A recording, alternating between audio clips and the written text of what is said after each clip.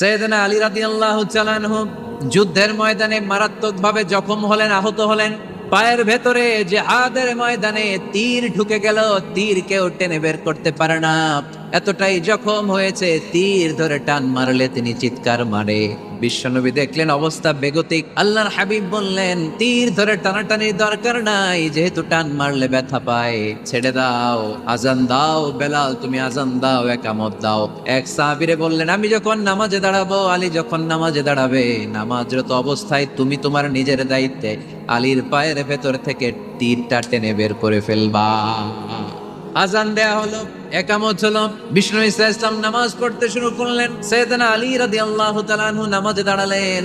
ওই সাহাবী দাঁড়ান নাই, বিশ্বনবীর পরামর্শ অনুযায়ী কাতারের ভেতর দিয়ে যে বিশ্বনবীর মেয়ের জামাতা সাইয়েদনা আলী রাদিয়াল্লাহু তাআলা আনহুর পা থেকে টান মেরে তীর বের করেছে। টান দিয়ে তীর